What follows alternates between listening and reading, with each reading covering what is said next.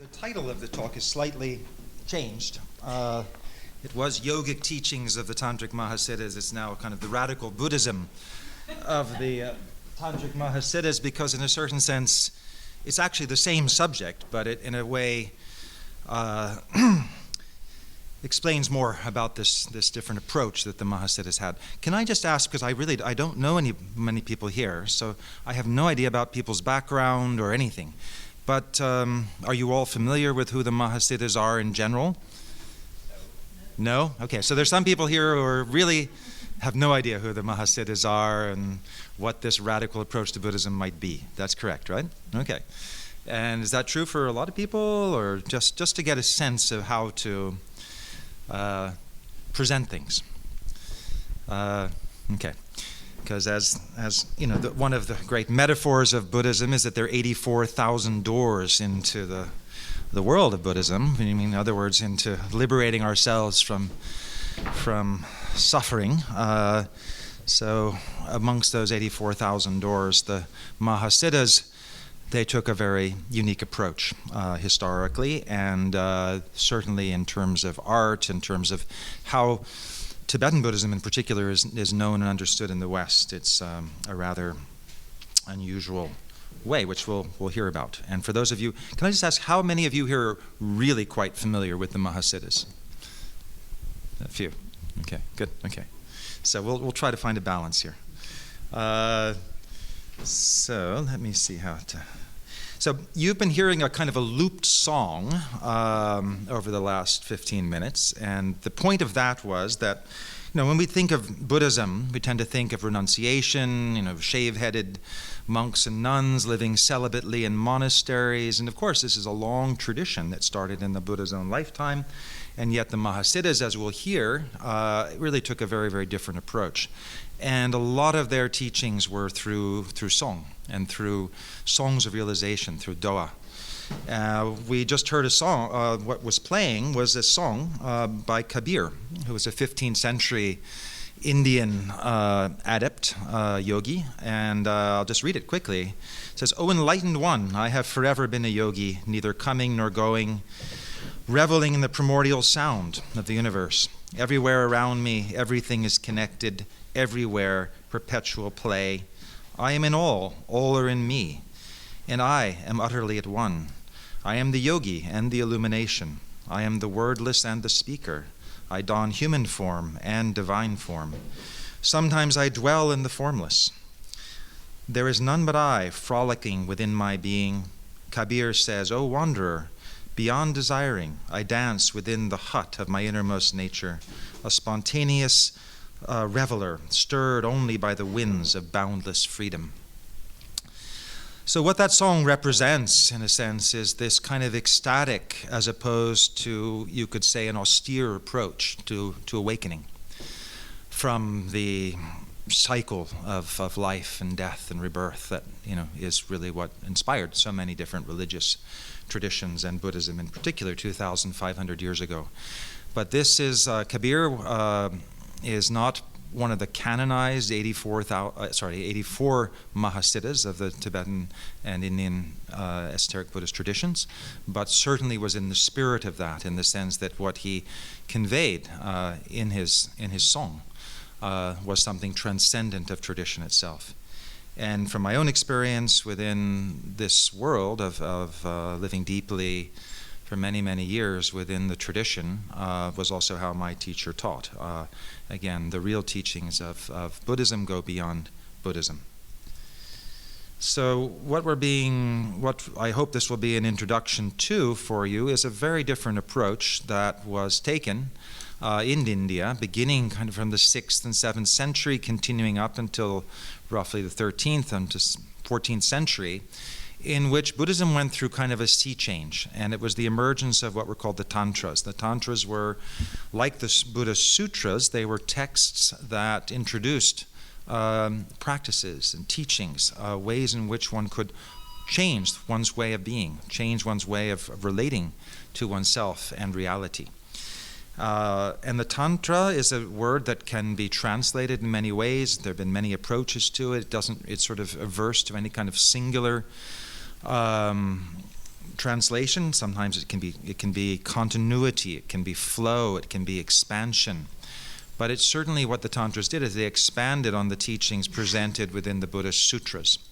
And both words you actually can see English roots in. Sutra is the same derivation that we have in English for suture in the skull. It's something that connects. It's the thread that brings things together, that holds things together. And the same way with Tantra, it's about the same actually etymological roots as tension. It's about expanding on this idea of the thread that weaves things together and bringing it into yet a further dimension. So with the Mahasiddhas, you see this figure on the one side with his hand up, which we'll hear more about, with a meditation belt around his knee. And on the other side is Padmasambhava, the great 8th century Mahasiddha who came from India and brought the tantric teachings to Tibet.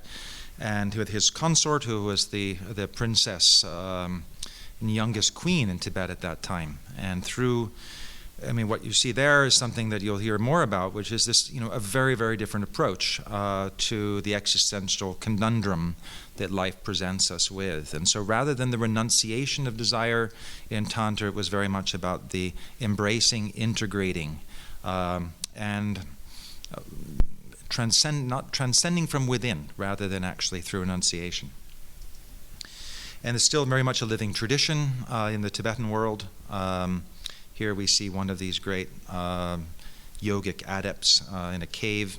For those of you who are familiar, this is actually the Enlightenment cave of Yeshitsugo, almost 18,000 feet high near Terdrum in central Tibet. And the actual Yeshitsugo's Enlightenment cave, where she practiced Tummo, which is this yoga of inner heat and inner fire, which we'll hear about, was you have to climb up this log ladder into an inner sanctum at the roof of what we see here.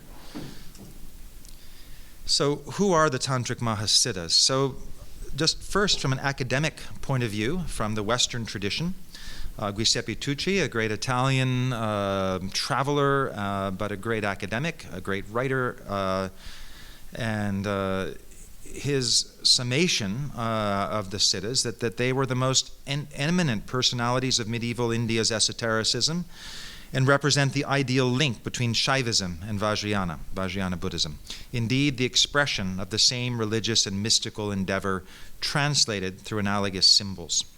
So we'll see that as we see a lot of images of the Tantric Siddhas here. We see particularly on the one side in the statue of this giant thunderbolt. This is actually a figure of either Indra or Vajrapani, the wielder, the holder of the thunderbolt, which is what Vajrayana Buddhism, or the Diamond Way, or the Lightning Way, however one wants to understand it, or the Indestructible Way. But one of the earliest examples that can be seen, in a certain sense, before any formalization of Vajrayana, we see this figure holding a Vajra, but within the tradition, you could say, of pan-Indian Hinduism, of Hindu, or of the Hindu tradition, or of the god Indra. And on the left, a thigh-bone trumpet, which we'll hear more about later, of a Mahasiddha. So another scholar, David Gordon White, he's written a number of different books on the Tantric tradition, both Hinduism and Buddhism. And he summed up the Siddhas as a pool of wizards and demigods, supermen and wonder workers that all South Asians and Tibetans could draw upon to slake the thirst of their religious imagination, were the most synchronistic landmarks on the religious landscape of medieval India. So that's what we'll see more of. We'll see that these were not figures that, even though they were so seminal and essential for later Buddhism in the Indian subcontinent, particularly all of the Tibetan traditions originate with one or another of these Mahasiddhas, as we'll hear more about. But there are also many of these Mahasiddhas that are also equally revered within the Hindu tradition. And you'll see them often depicted like this, either in statues or in wall paintings in monasteries, riding on tigers, drinking from skull cups, cavorting with consorts, playing music. So it was all about a re-engagement with the sensory world that the early Buddhist tradition had, in a certain sense, abnegated from, saying that these were sources of potential attachment and distraction and were better just left alone. But human nature being as it is, Vajrayana Buddhism was more accommodating. Ronald Davidson, another scholar who's done some very interesting recent books on the early origins of Vajrayana Buddhism in India as well as in Tibet, he said the institutionalization of some Siddha literature by the more conservative Siddha and monastic community relied heavily on the most developed hermeneutical strategies that Buddhism had ever seen, all with limited success. And what does he mean by that? He means essentially that when we look, even though this is such an established tradition now, if we look back at its early history, it was not well received within the monastic Buddhist world at the time that a lot of these Buddhist tantras first appeared. As you'll see, a lot of it advocating a very different approach. It embraced sexuality, it embraced intoxicants, it embraced many things that were just seen, but it embraced them in a sense of consciously integrating these into the path of awakening, transforming ordinary human experience rather than deciding that certain things, aspects of human nature, were just somehow fundamentally going to be a source of suffering. It actually invited a more integrated and, you could say, expansive approach. But I sort of like this image because you sort of see this couple in this erotic embrace looking at a figure whose face has been somehow decayed away, but looking a little bit in there, sort of an interesting dialogue going on there. But in the tradition of Buddhism from, as I mentioned, from the 6th, 7th, 8th century onward, you had two different traditions. You had essentially the monastic, which you see here on the right side with the monk, and you had the Siddha tradition, the yogi. So all of the things that, whereas the monks had shaved heads or short hair, the yogi let his hair grow. The monk would never wear ornaments. The yogin had to wear the conch shell earrings. Many aspects were reversed, inverted, and yet they worked very synchronistically together. It was actually how the tradition continued to grow and to prosper. There was kind of the innovations brought about through the yogic tradition and the kind of conservative consolidation brought about through the monasteries. And essentially in Tibet, for example, you couldn't have founded a theocratic state, which Tibet did essentially from the 8th century onward, if you had just a bunch of freewheeling, free-spirited yogis running around. You needed the monastic world that to a certain degree had already been transcended by the Mahasiddhas. And so essentially you had these two different traditions simultaneously going where you've related. It doesn't like that image. So, one which was the embracing of all phenomena and the transformation thereof, and the other, the more Mahayana, the greater vehicle, kind of the beatific, bringing back the feminine quality that Buddhism had actually austerely sort of lost. And so the Prajnaparamita, the heart of perfect wisdom that was the foundation for all of the Tantric Vajrayana Buddhist innovations, really came out of the goddess energy. And this here you see a beautiful image of Tara on the left. So you had these two. So my teacher, Chatra Sengye Dorje Rinpoche, I lived in Nepal for many, many, many years and went sort of very deeply into this tradition. I spent many summers in caves up in the Himalayas, basically wherever he decided to send me. And I was sort of very compliant about kind of the more it was sort of challenging, the more it appealed to me, because I was not at all interested in the monastic tradition, but the yogic tradition fascinated me because it was really about pushing your own personal limits and just seeing what would happen. So I went into it sort of when I met Chatra Rinpoche when I was 18, so sort of started from then, where it was just about, okay, let's see what lies behind all this. And so that was kind of the approach we took. And so when I asked him, in this great, the vast numbers of Buddhist texts and within the Tibetan tradition as well, I said, what is it that really, what's the most important thing? And this is something that always stayed with me, because he said that the Mahasiddhas' songs of realization, the Doha as they're called, are the heart essence of the Buddhist Tantras. To understand their definitive meaning is to awaken to one's innermost nature, beyond words and contrived religious doctrines. So Chatra Rinpoche is known, I'm sure many of you here might have heard of him, considered by many conservative, but he was also extraordinarily radical. And he always would teach according, as you'll see from writings that come out even now after he sadly passed away just a little bit more than a year and a half ago, at the age of 102. He always ends his advice to his teachings with practice according to your capacity. So there's a kind of koan-like quality to what that means. It means it's not like there's one way is better than another. It doesn't mean that you should choose this path is superior. You practice according to your capacity, meaning it's also according to your own passion. What is it that calls you into the field? And for some it can be renunciation. You sort of had enough of things. And the other is that we're called by our passions in order to find new ways of engaging with aspects of life that we may not have fully understood the potential of. So looking at one of the earliest Buddhist tantras, the Vajrayana Tantra, it says about 7 times, very specifically within the root tantra, the yogi must always dance and sing. So this is very interesting because if you look at the sutras, you look at all the early Buddhist teachings, no singing, no dancing, no music, it's really a renunciatory path because these are things that incite the emotions. They're things that awaken the heart. They're things that awaken the passions. And all of that was seen in early Buddhist analysis as problematical. You could really actually say that early Buddhism, as it formulated 2,500 years ago, was a problematization of desire.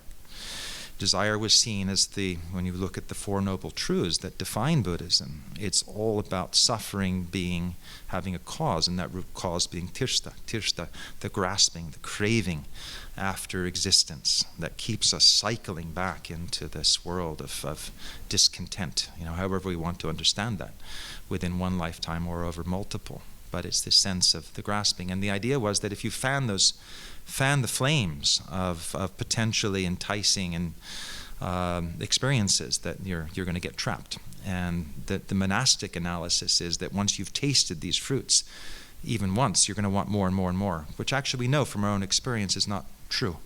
We know that in fact you can get satiated, you can get enough of things, and that's actually more what can actually bring us into a natural kind of alignment with experience.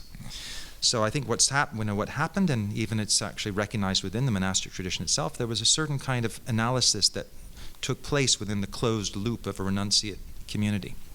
And so some of the analyses were just unconvincing to those who were not within that community. And that was the re-engagement with the sensory world.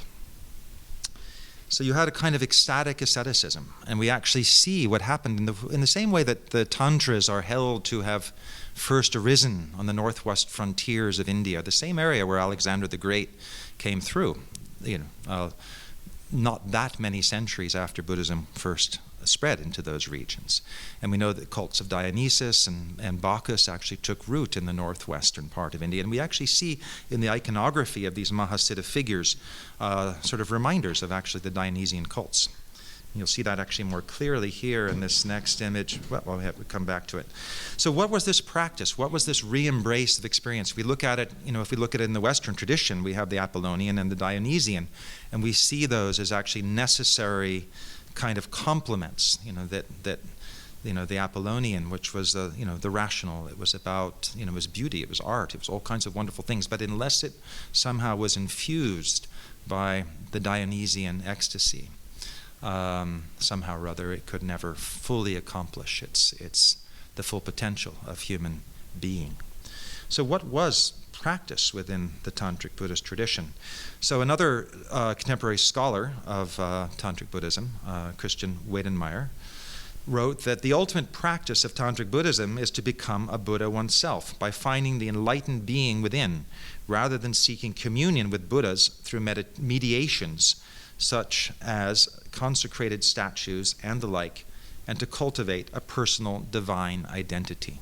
In other words, it was to become a Buddha. It was to follow the example of the Buddha, not the Buddha himself but to actually achieve what the Buddha himself achieved, but perhaps by a different way.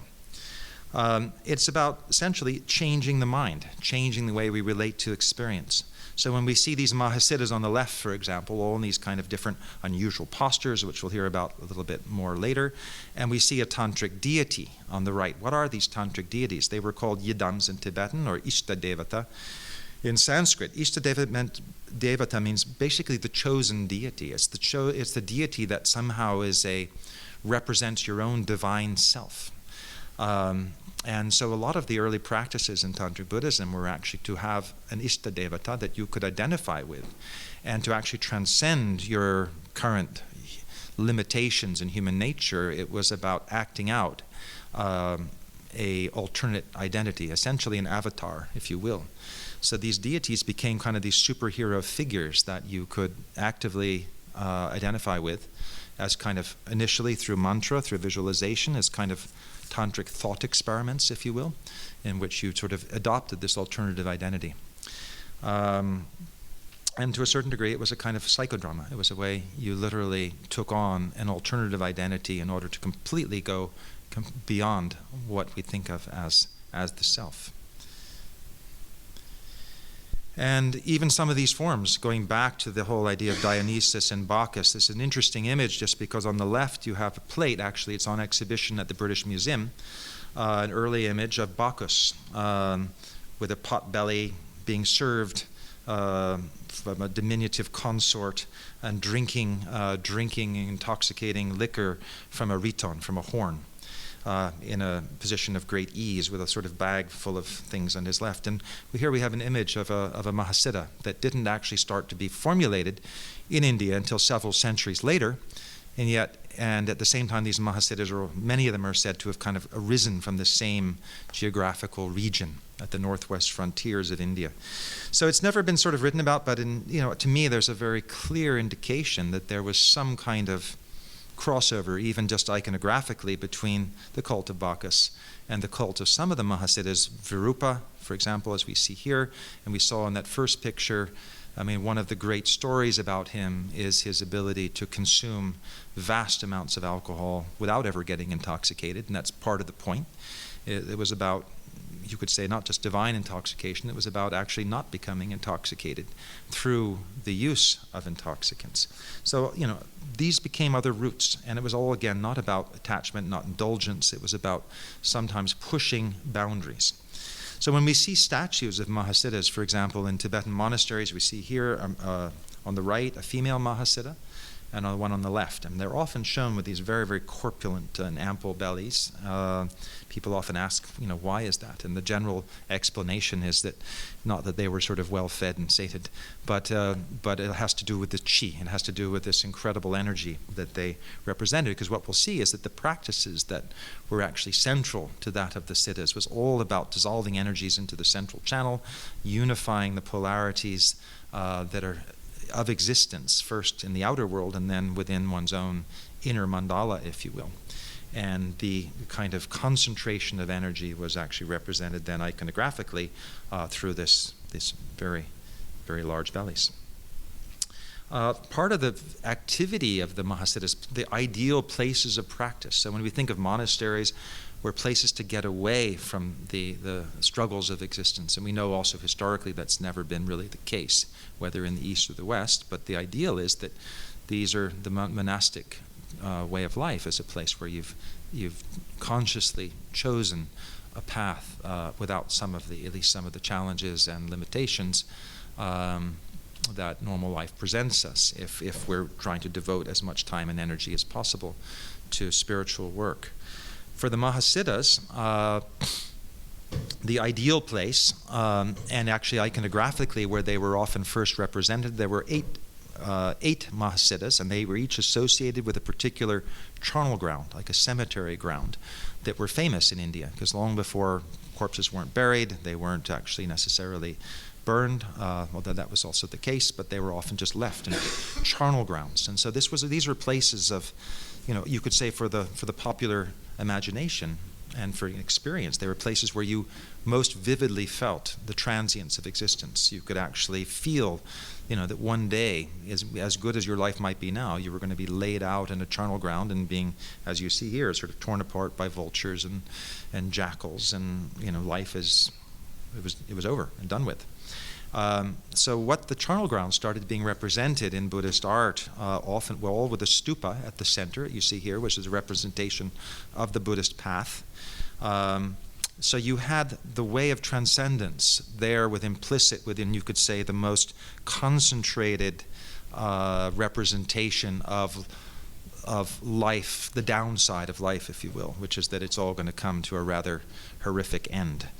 But the power at the same time of these charnel grounds was such that you embraced that. You embraced the horror. And that was really what the Tantric way was about. It wasn't about seeking, it wasn't about separating life into the sacred and profane and trying to move from one to the other. It was about, if we look at it in sort of Western psychological terms, what Freud, sort of the terms that he brought up, eros and thanatos, these are both equally somehow pulls within the human psyche. So eros, we understand the sexuality, how that could be alluring and at the same time enlivening, invigorating the life force, the libido.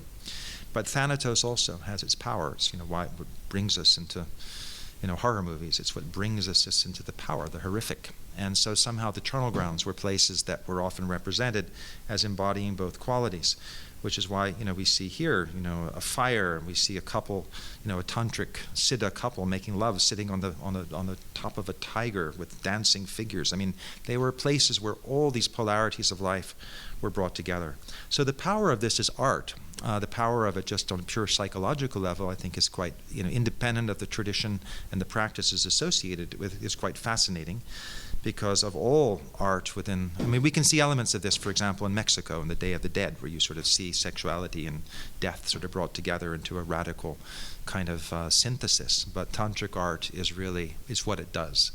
And the power of that is why it can work viscerally on people who otherwise have no connection to the practice. So all these siddhas, these mahasiddhas, the charnel grounds, were the guardians of the mandala being this sort of sacred sphere in which enlightenment actually takes place. But to get into that sacred zone, you had to kind of pass through these charnel grounds. And this was also the place where these mahasiddhas had feasts. They had things which you hear sort of Gana Chakra. They were sort of the most bacchanalian, wildest parties you could kind of imagine. At least this is how it's presented within the narrative. So we have to remember that it didn't necessarily take place that way. But the story, the narrative is, and that's something that's so important to remember. It doesn't mean that these were just really dissolute, wild characters, but the narratives that tell us about it function, you could say, on an adult level, the way the transformative effect of a fairy tale does on a child.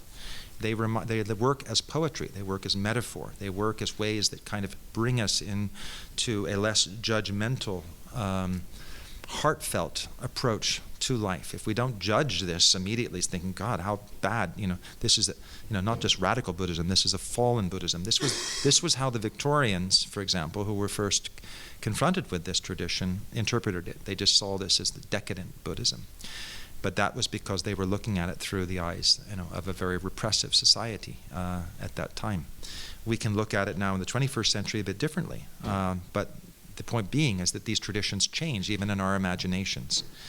And so what we see, again, it's very important that we free ourselves from any kind of literal interpretation. And this is always implicit within the Tantric Buddhist tradition, because it always talks about outer, inner, and secret meanings. And it's never just limited to three. It just means, yes, you can say this about it, you can also say this about it, and they're all equally true, but they all depend on what's most useful and skillful to see and understand at a particular time. Here we see again images of mahasiddhas, often associated with tigers. The idea being that riding on the unpredictability, the power, the mastery, drinking from skull bowls. This was actually real, and it's still very much a living tradition. Here you see a contemporary yogin in Tibet, in Surpu, holding up a human thigh-bone trumpet, which it uses as a way of invoking the spirits of the charnel grounds to come and actually, through a very, very elaborated ritual visualization, dismembering his body and freeing it from the attachment to form. So all of the tantric practices, the power that they had was by using the mind in, you could say, counterintuitive ways. Normally we think of trying to use our mind and thoughts to preserve ourselves, to actually solidify our sense of self and identity. In the tantric way, basically, it was an expansion of the Buddha's insight into anatta, into selflessness. So if there is no abiding self, and we are as many selves as we can imagine, which is actually part of what working with deity yoga is, as we'll see in Tantric Buddhism, in the same way, it's just if you can just radically get to cut through this whole self-preservation instinct that we have, and which actually keeps us in our cycling of suffering, then we can be free. And so the garments that are worn, you see in the upper right, a yogini with actually a skull crown of skulls, another yogi from Bhutan, also with a thigh bone trumpet and a drum covered with python skin, sitting in the wilderness, doing a practice of self-visualization and offering his body to the spirits. So the sacred idea of sacred transgression, very, very powerful within the tradition. And so in the inner traditions of Tantric Buddhism, it also involved this sense, literally, of, you'll see it, of course, in the art, the nakedness of being.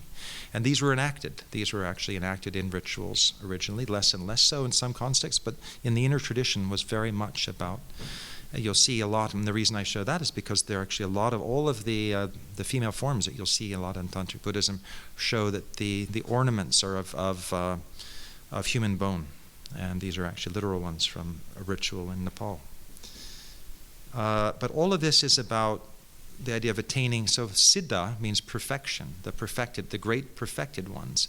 And what they perfect are siddhi. So siddhi means the realization, the attainment, the perfection.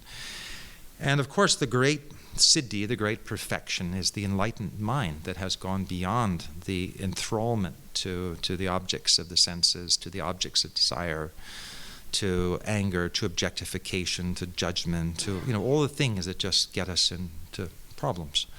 And that's the great siddhi. But then there were 8 kind of mundane siddhis, you could say. But they're mundane because in a certain sense you can achieve them and still be caught up in all of the kinds of preoccupations that limit our sense of existence. But they were things like flying through the sky. They were things like having clairvoyant vision and clairvoyant hearing, all kinds of powers that were, in this sense, superhuman.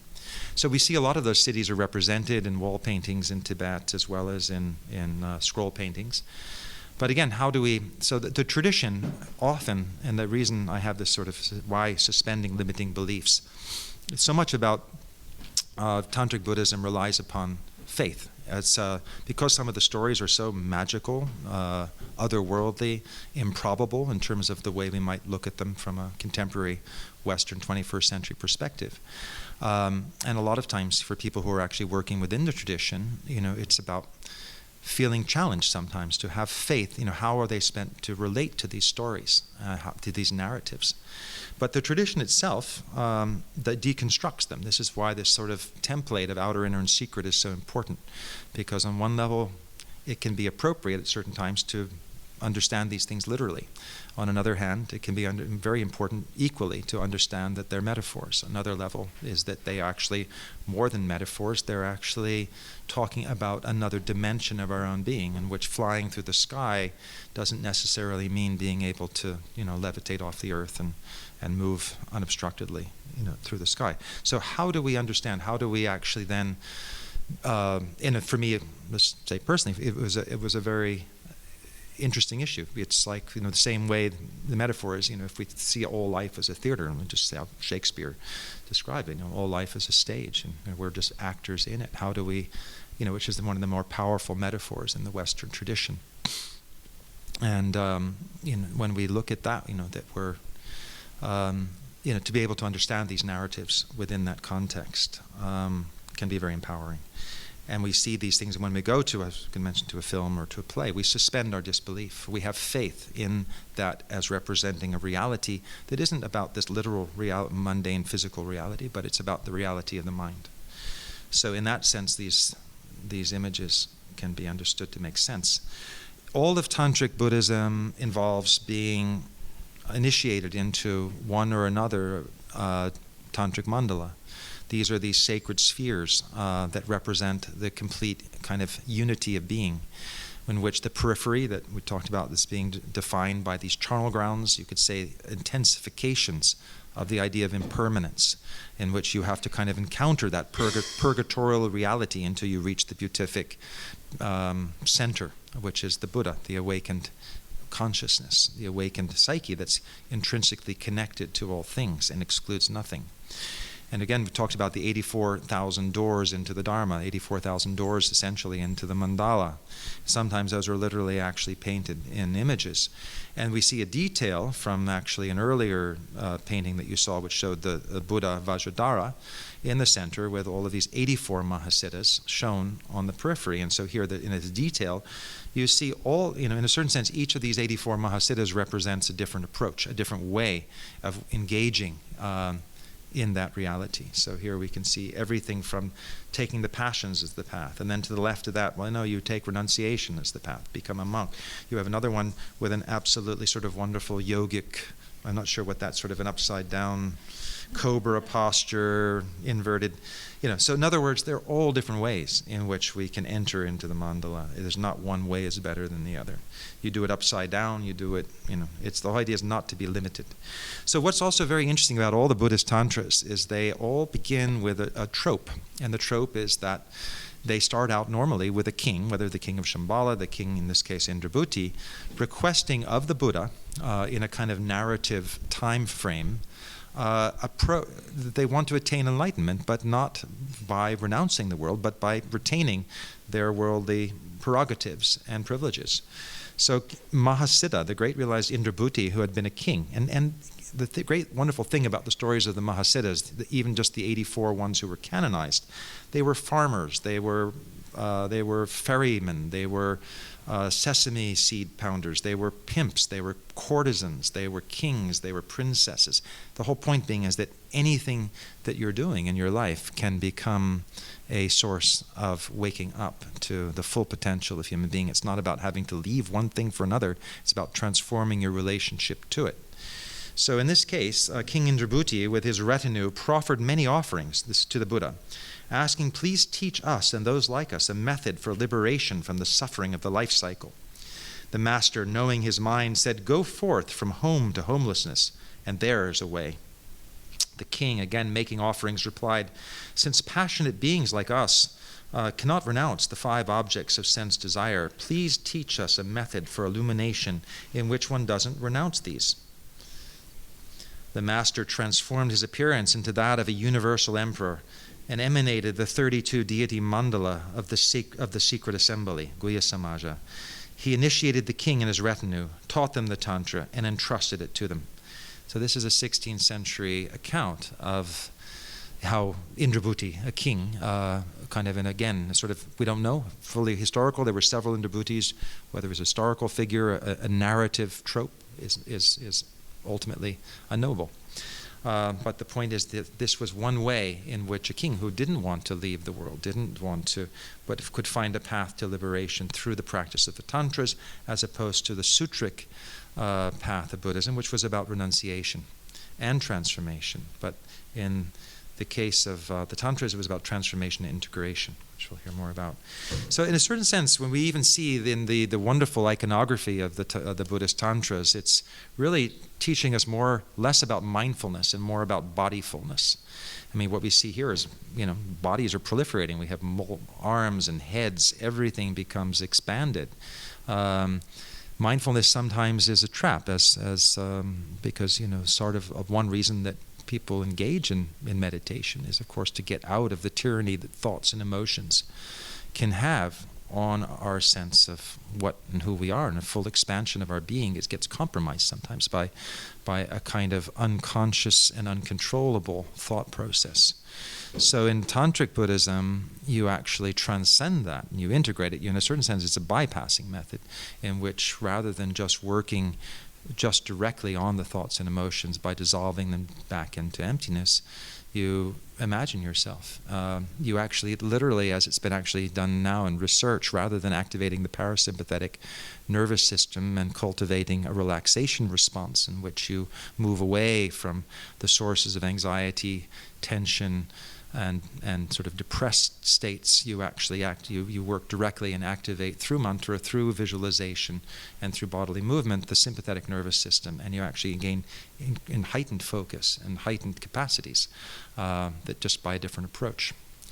But in a certain sense, it's very much about embodied practice. So these are sort of the three tropes associated for those of you who are kind of new to Buddhism. There was the early Buddhism focused on renunciation. There was the Sutric path, the Mahayana path, the greater vehicle that moved away from the exclusivity of monastic renunciation. It was about transforming and about embracing the world, but with compassion. And not just through the wisdom that would lead us to renounce it. And then with the Tantras, you had a path of integration as well as transformation.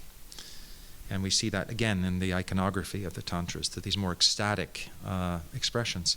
So Indra Bhuti, the king, who was one of the early Mahasiddhas, actually had a sister. And her story was very interesting because she was being married off to someone and really realized that person was definitely not a good example of an arranged marriage. And so she basically escaped and decided just to hang out in the cremation grounds.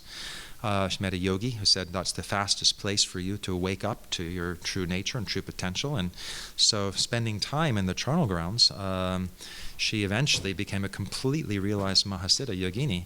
In fact, to the point where the king, who she had originally been betrothed to and was supposed to marry her, came and pleaded with her to become her disciple. And she said, no, you're too proud, basically. And so she made him sort of take refuge with this sort of low-level sweeper who had actually supported her in her practice and had become also a completely realized yogini. So again, a lot of this wonderfulness of the story is, there's several different factors going on. This 8th century story, the stories are going back to that time. What we're seeing, first of all, is female empowerment, within a male-dominated world. And we're also seeing, the male psyche sort of suddenly thinking it's taking actually refuge or paying obeisance, but still the level of humility that needs to be brought forth is sort of wonderfully embodied in how Lakshmankara brought about the transformation of her originally betrothed individual. So we see in these stories, within the 84 canonized Mahasiddhas, there were 4 only female Mahasiddhas. But of course there are many, many more, but these were the only 4 who were canonized. And they all represented different qualities, different approaches to this fully embracing the full potential of human life. But the Mahasiddha that a lot of people are most aware of, and who was also called the grandfather, the great Mahasiddha Saraha, he's very interesting, and I sort of tell this story a little bit sort of with some trepidation, because when the great translation process happened of bringing the Buddhist Tantras from India to Tibet to Samye, the first Buddhist monastery, they started translating all the incredible wealth of material of the Buddhist tradition. But when it came to the dohas, to the songs of realization of Saraha, they actually had to stop the translation process. And it was requested by the king saying, look, if we continue to translate these very radical teachings of Saraha, then all the monks we've just ordained are going to give back their robes. They're not going to stay monks. And why is that? What was it that was so radical about how Saraha taught, even though, he's considered the great kind of progenitor, if you will, of all the other Mahasiddhas. So here there are many of the dohas that he's taught in different contexts. He spoke, there's one called the People's Doha, one is called the Royal Song, or the King's Doha.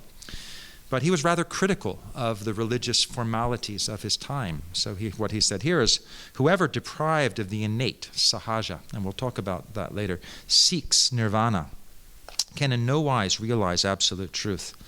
Will one attain liberation, abiding in meditation? What's the use of lighting lamps, in a monastery or temple? What's the use of making offerings? What's achieved by reciting mantras? What's the use of austerities? So these were rather sort of radical confrontations. Of course, within a certain context, at a certain stage of practice, very, very important to go beyond formal practice. And yet, at a certain stage, are essential supports for... Okay, it's not on my screen, so I don't know what that's about. There we go.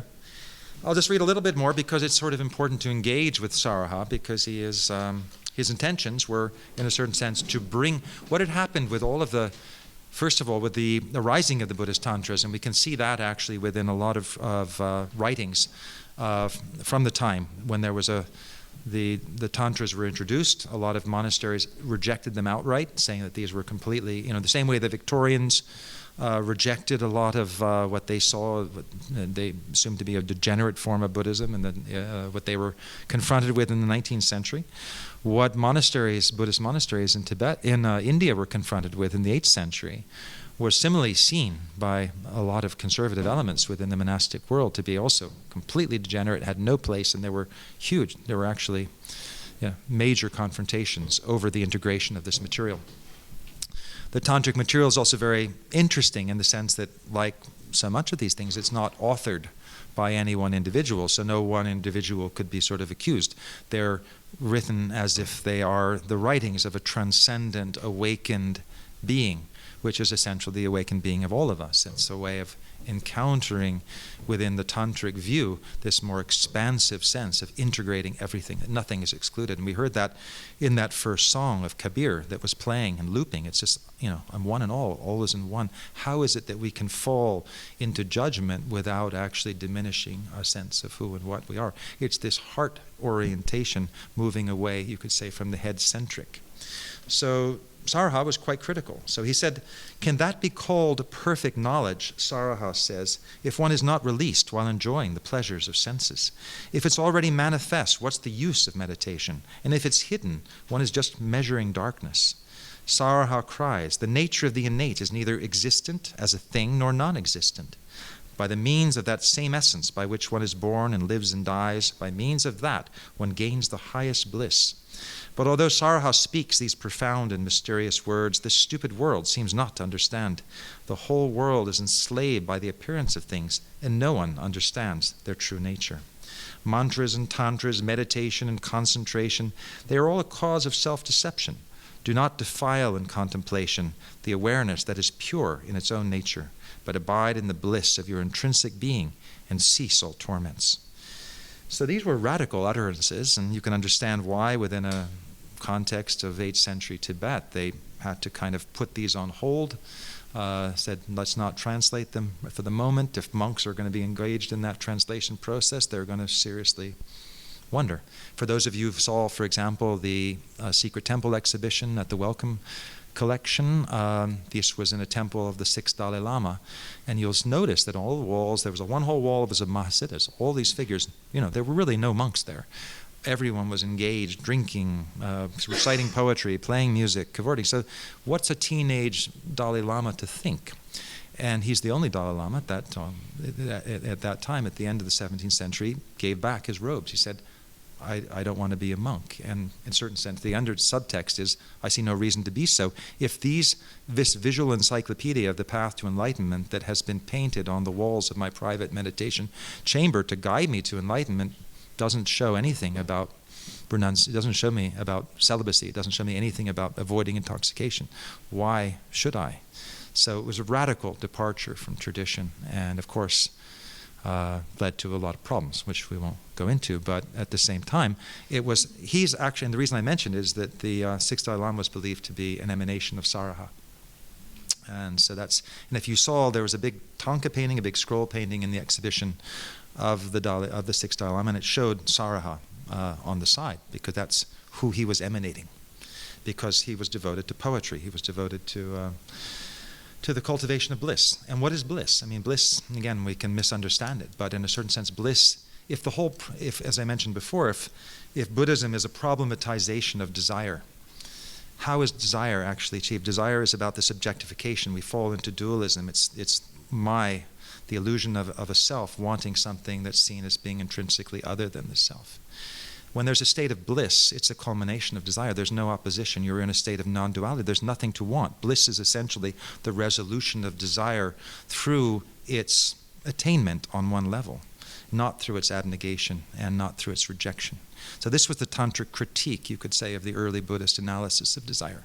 And it brought about a more expansive approach, and yet one that could lead to issues. It's why it was always called a razor's edge. And why one contemporary, we could say Mahasiddha Trungpa, Chogyam Trungpa once said, Tantra is really, it's like licking honey from a razor blade. And gives you some sense of its qualities. You can easily deceive yourself. So as Saraha also said, I've seen in my wanderings many temples and shrines, but none are as blissful as my own body. And this was, again, the approach that the Tantrists took. It was about not looking outward towards salvation. It was about turning inward, not just turning inward. I mean, we talk about turning inward to the mind. But what is the mind? We don't have a mind without a body.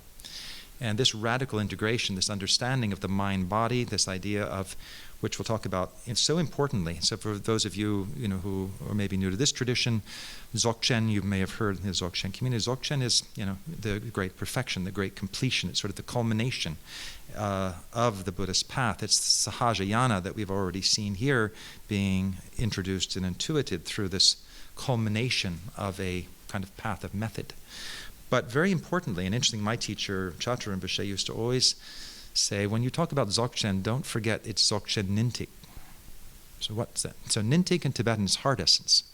So Dzogchen we tend to think of as, can get very heady about it. We think of Dzogchen as like, oh, it's all about the mind, there's nothing else to do.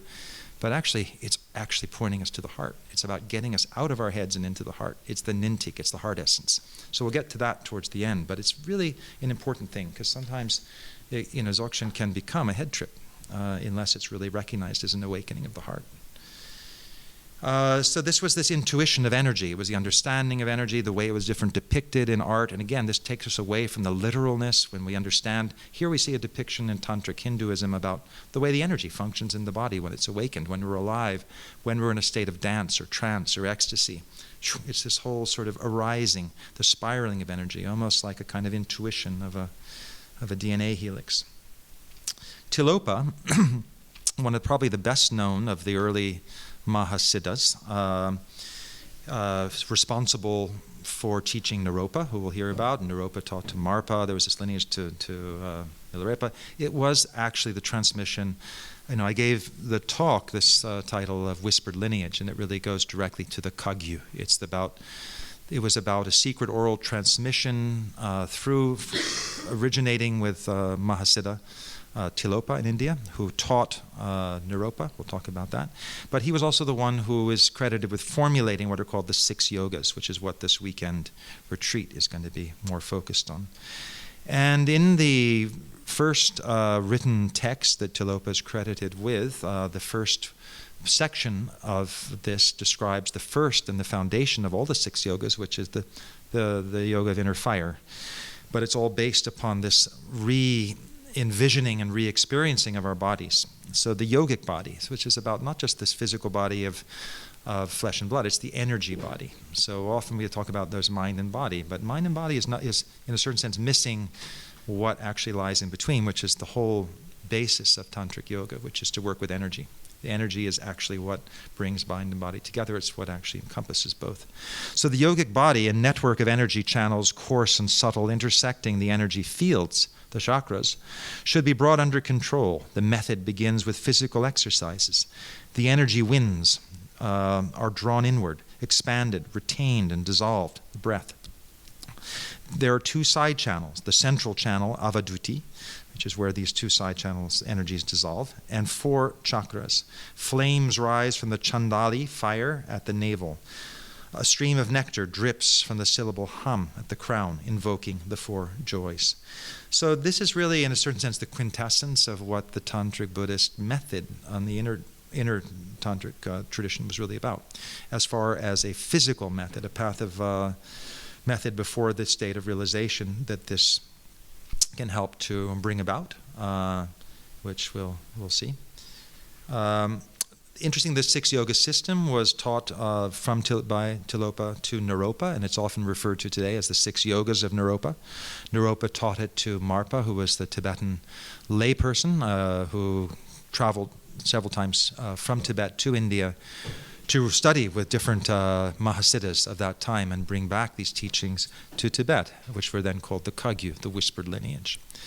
But there's a more subtle meaning to what the idea of the whispered lineage means, which we'll get to in a minute. And those are partly brought out through the oral tradition of the Mahasiddha Niguma, who was a female Siddha, who also from Kashmir, normally associated with there, but sometimes with Bengal, who's said to be who had her own system of 6 yogas. And we'll go through those, but they essentially, starting out with the yoga of inner fire, then there was the consort practice in which that bliss that was then nurtured through the inner fire and obliterating, sort of blazing through the karmic imprints, leading to the clear light, and the clear light allowing for the transference of consciousness and the experience of the illumination of dream.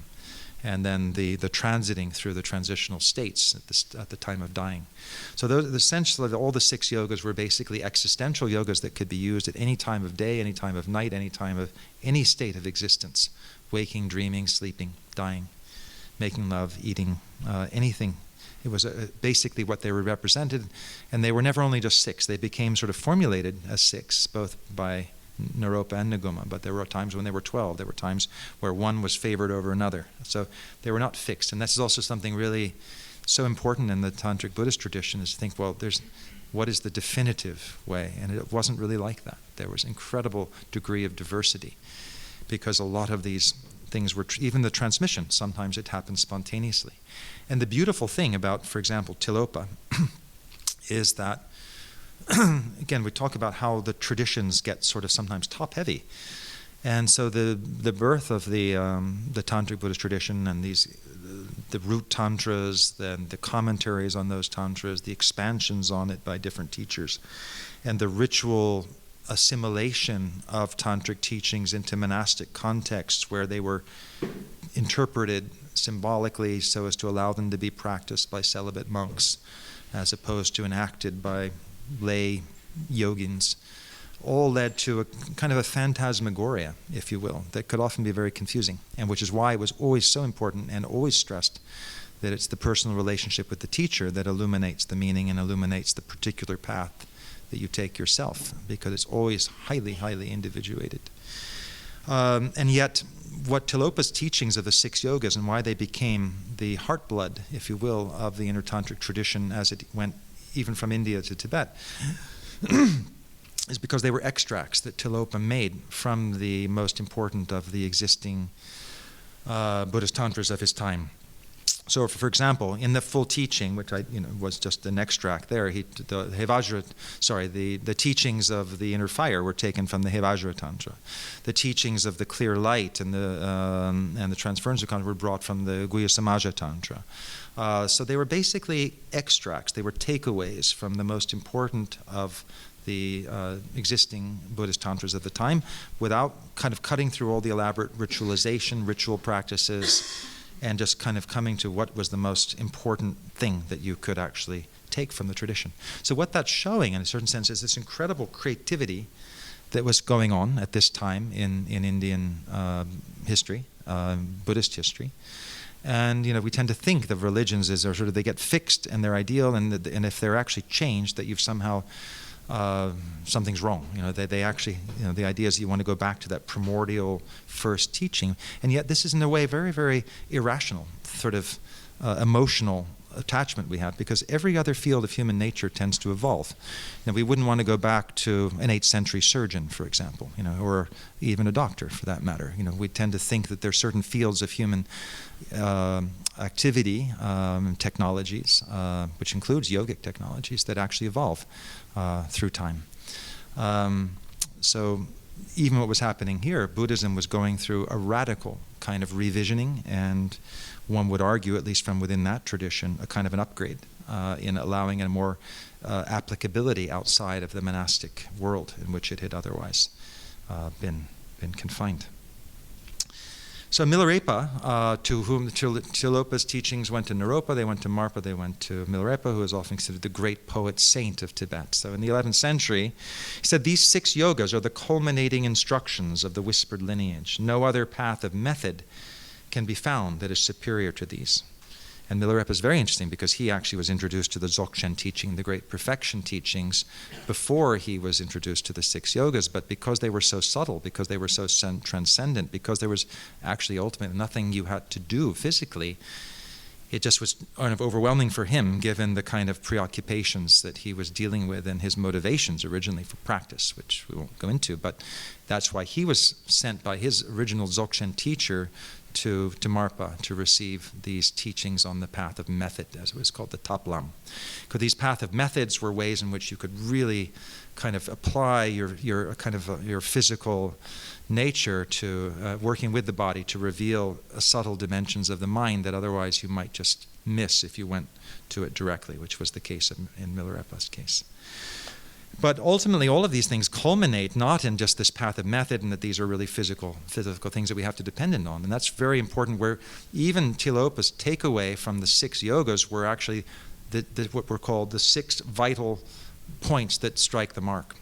So to avoid people getting attached to Tumo, the yoga of inner fire, to the sexual consort practices, to the transference of consciousness, to the clear light practices, in the sense that, there's so many methods you can do, and you can be stuck with those forever. He said the 6 methods of the yogas come down to 6 vital points, and these were: let go of what is past, let go of what may come, let go of what is happening now. Don't try to figure anything out. Don't try to make anything happen. Relax right now and rest. This is the culmination of all the 6 yogas in Mahamudra. Mahamudra translates very badly as the great seal, the great culmination, the great coalescence. It's also essentially the essence of the Sahajayana, which was the way of naturalness that actually transcended ultimately the Vajrayana. We tend to think of 3 vehicles of Buddhism, often described, at least from the point of view of Vajrayana, as Hinayana, Mahayana, and Vajrayana, so the lesser, the greater, and then the diamond, the lightning path. But the Sahajayana was the path of naturalness, and that's in a certain sense what fed both Mahamudra and Dzogchen, which are essentially analogous realms of experience and approach, even if the specific methods by which it's achieved vary. So in this path of the whispered lineage, it's about recognizing how is it that we actually wake up to our Buddha nature? How is it that we see the Buddha not as something that's to be devoted to nothing? In Hinayana, the Buddha was an example of a human being who woke up. In the Mahayana, it became almost deified, and people were able to sort of re-engage the heart through devotional practices. In Vajrayana, it became, the Buddha is like actually our known nature. The Buddha was actually Shakyamuni Buddha, the prince who basically, when he was asked who he was on the road after he'd had his enlightenment experience, he just really had no more name. He just, Buddha, I'm awake. And there was in a certain sense no space for a personal name. So that's really the basis for the Mahamudra Dzogchen approach, using the path of methods, using the channels. And you heard before, there are these 3 main channels. You see this figure on the left with the emanation, again, the heart essence, emanating from the heart, and then 3 channels in the body. And these are used to awaken the Buddha within. Again, we'll see the same configuration of channels with the symbol Ah, the Ah being the primordial sound. The Ah is the sound of the universe in that sense. And we think of, in the yogic Hindu tradition of Om, but essentially we're working with the same aspect. So Ah is this vibration, and this is again where you can see we talked first on sort of the scholarly approach of looking at the kind of commonality of the Shaivite world and the Vajrayana Buddhist world, how they came out of a kind of a similar, a single cultural nexus at that point. But the same way that Ah is described within the Shaivite non-dual tradition. And another element of in the Buddhist Mahasiddha, another form of Lakshmankara on the left, but hold with the staff of the Shaivite ascetics, which became completely assimilated into Tantric Buddhist iconography. And this staff representing, if you look at it within the context of Tantric Shaivism, is a metaphor and a symbol of this central channel in the body. So that's why these 2 images are shown here, because there's different ways. It's externalized. Some ways it's described as the consort, but it's also described as the central channel itself. It has 3 prongs at the top, which represent in the Shaivite non-dual tradition the same 3 channels that we're seeing here on the body. Presented on the other side. So this is all about awakening the Vajra body. So the Vajra body, the diamond body, the lightning body, the energy body, the subtle body, the yogic body, all essentially speaking to this same phenomena, that what it is that unites body and mind and also divides them is energy. And what are thoughts are energy, psychic energy, emotional energy, all of this is different. How do we work with that creatively? How do we move beyond, you could say, the mindfulness model, if you want to call it that, which was a kind of, you could say, which grew out of the monastic communities, in which basically it was about not engaging things that could actually arouse the passions, not arousing the mind. So you didn't want to do anything. So actually the kinds of, which is ironic to me, because you look at the mindfulness movement, a lot of it's used to actually treat depression and anxiety, basically people who aren't moving enough. A lot of times sitting on a couch all day depressed, and then you sit on the couch and just watch your breath. You don't work with it, you don't breathe dynamically. You just pay attention to it, and of course, it's an incredible way to move away from troubling, tyrannical thoughts and emotions, and actually learn to be able to discover that there's a wider and vaster sense of being that pervades all that. But the Tantric approach was actually to do something much more dynamic. It was to shift consciousness, within a matter of seconds through dynamic breathing processes, holding the breath in, holding it out, stimulating the vagus nerve, which we know what's happening now. When the breath was held out and the abdomen pulled in towards the spine, you were stimulating the enteric nervous system. Literally, what are you doing there? You're moving out of the head, you're moving out of the brain, you're moving into the enteric nervous system, and you're opening the heart. We have more neurons in our heart than we do in our brain, but we're so, in a way, habituated to being top heavy that we don't go down. So this is one of the great sort of pith instructions of Padmasambhava, about ascending with the view and descending, ascending with the view and descending with the practice. Very important. What does that actually mean? It means actually, our view can be expansive, but we need to recognize that we're embodied beings and we work with the body in this very dynamic way to create, to work not through kind of austerity, but to work through ecstasy.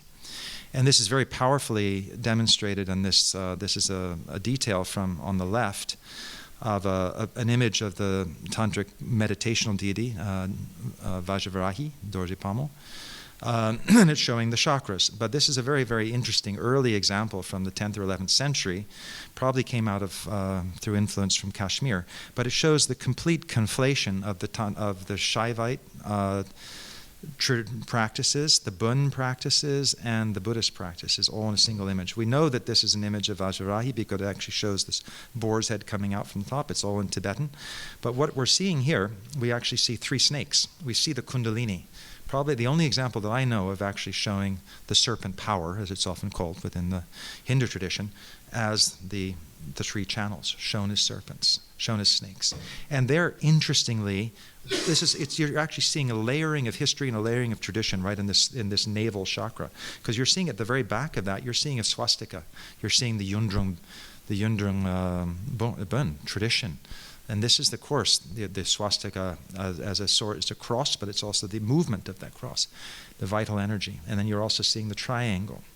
So you're seeing multiple traditions. You're also seeing, very fascinatingly, a bow in the pelvis.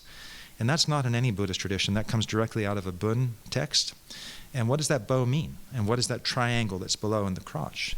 Basically, the text describes you concentrate the breath and the vital energy in the lower abdomen until it's concentrated in the same way that an arrow is concentrated when you're drawing it back, and then you release it and it goes right up the spine.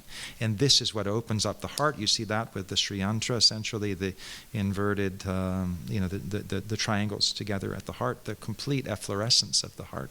And then you'd see it in a different image and what happens in the brain. So it's about activating, what we would call in a contemporary time, the whole gonadal hypothalamic axis of the body, which is actually the whole hormonal, it's the neuroendocrinal axis of the body, and that certain practices, even outside of any spiritual practice, activate powerfully, like the vagal maneuvers, for example. You work with the vagus nerve. These same practices are doing the same, and they're, again, giving a kind of iconographical representation to internal experiences. Tigle, for example, this idea, it's a word that's, I just mention it because it's sort of important, because it's translates from Bindu. It's often called a vital essence. It often takes the form of light. I mean, one great Dzogchen adept who spent many years in retreat, but who had also studied medicine in China before he escaped, He said, because when this was in Nepal years ago, and it just sort of something to explore. I said, what are these tigre? Because they're always described sort of differently, and they have different things. They're also, in a certain sense, metaphors for bliss. They represent them also in a sort of cellular form. He said, it's very simple. They're hormones. These are just the hormones in the body.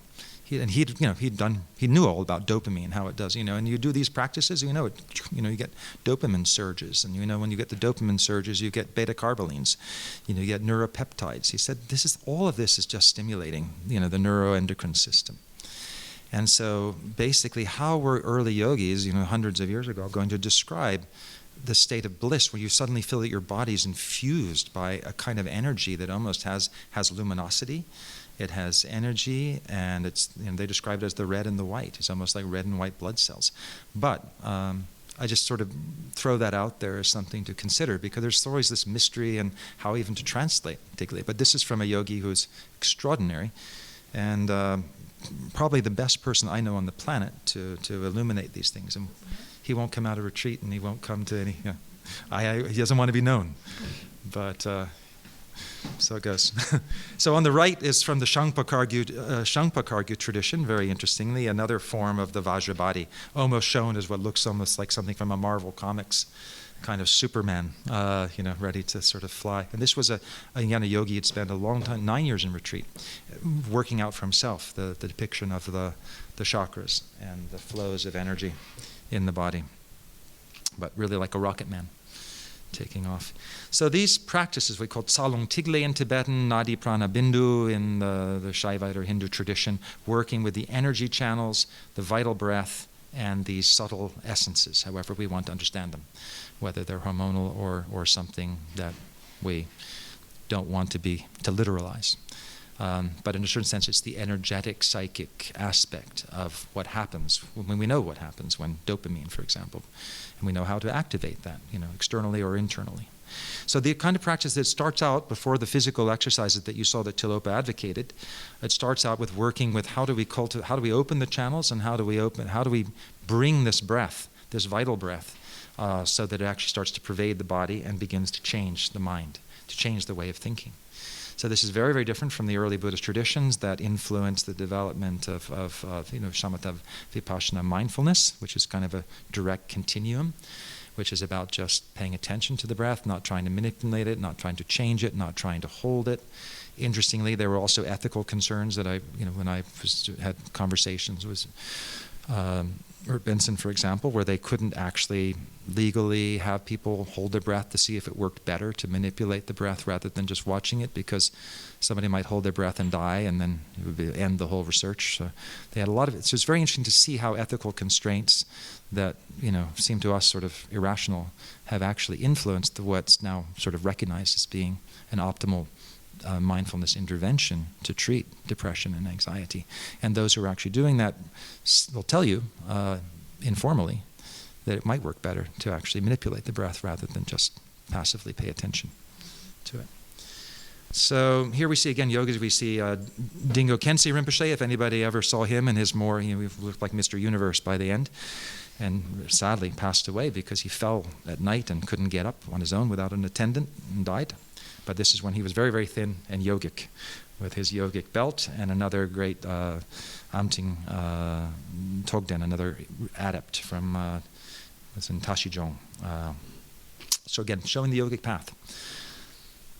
And you see these exercises, that all of these things of activating the winds first, bringing them into the central channel, and then you actually begin to spread those energies through the body, and that's what the physical exercises called Trulkor, literally. It's translated sometimes yantra yoga, magical movement, miraculous movements, but it's all about moving energy. And we actually see this right with the Buddha. We see this actually in one of the early sutras, where the historical Buddha is said to have said, if the body is not mastered, the mind cannot be mastered. If the body is mastered, mind is mastered. And so we see a Mahasiddha, Jalandhara on the left, of course, representing the mastery of the body. But then we also see this rather kind of, quite athletic-looking Shakyamuni Buddha above, which is sort of nice. But we also see that these traditions are not departures from Buddhism, but they're actually culminations. So here we see, if those of you saw the Secret Temple exhibition, this is on the north wall of the Lukang Temple in Lhasa, showing a series of 23 of linked movements of breath and movement that are there to awaken the inner energy body. And we can see that the point of this is to actually, as we look at the upper level, you see a standing body, and it's a little bit cut off the screen, but there's a Buddha emanating. So all of this is about awakening the Buddha within the body-mind. Again, not just the mind. Sometimes, we talk so much about the mind, but it's a bit of a misnomer.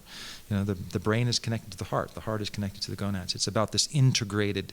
Neuroscience is sort of interesting. It's sort of, in one way, a perfect metaphor for our top-heavy approach to life. It's looking at what's happening in the brain, and there might be really interesting things happening simultaneously in the heart, but nobody's looking. So Trulkor, Yantra Yoga, moving. How do we bring these energies into kind of refinement? How by actually stimulating them can we recognize that body, mind, and energy are one single flow, one single continuum? These are from a late 18th century manuscript that was produced for the royal court in China, interestingly, at a time when China was following these traditions. Here we see actually an early sort of example of the Peacock Posture. We see here a Bhutanese monk practicing this still. And why are they doing this? Are these, we see this in yoga classes, and but he said, how I asked him, why is this an important posture? Because it's very, very hard to do. He said, well, nothing activates the hara. This is in the Japanese tradition. It's called the hara, the dantian, and the Taoist. In the Tantric Buddhist tradition, it's where the three energy channels meet. 4 finger widths below the navel. It's the same point. And so this was a way of concentrating energy. And then when you would sit in meditation after that, the heat, the energy that you've actually produced as a result of the practice begins to sort of pierce through the veils of consciousness and vitalize energy and awareness.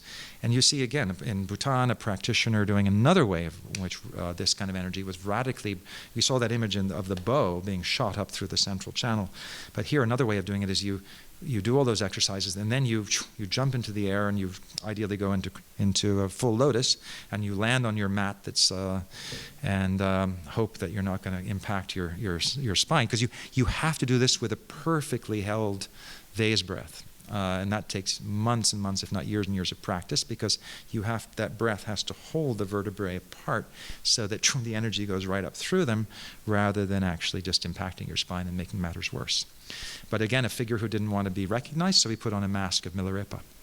So but in no way, what all this is about, though, we saw earlier what the whole Mahasiddha Tantric Buddhist approach is about. This idea, it's not about us. It's not about, deities and human beings are all one continuum, imagination, reason. It's all this incredible, the mandala is what it's a swirling mandala. It's not static. We see it static just because of the limitations of what art could do in those times. But the visualizations have it all moving. In the same way with the deities. And it was one Tibetan Lama once said, when someone said, oh, they made this Thangka painting wrong, a scroll painting wrong. It shows Vajrayana on this leg. He just looked at him. He was a student, so he could actually be wrathful with him. Said, "You think these deities are dead? You think they're not moving? Do you think they're not on this leg once and the next movement on another?" So it was just kind of a radical pointing out that we get sort of so fixated by habituating ourselves to even to particular kinds of iconography to forget that this is all about trying to actually activate and bring movement rather than stillness. Just in the same way this yogi is not suspended in air. But here, again, another yogi who actually was willing to be shown. And this is a radical way of, you're both, it's the ground. It's about working with the body, in this case, a radical approach to driving energy through the body. But you can see why the Oxford Mindfulness Center isn't going to be actually testing people, and why, unfortunately, neuroscientists, researchers at King's College here in London can't even ask people to hold their breath for 10 seconds.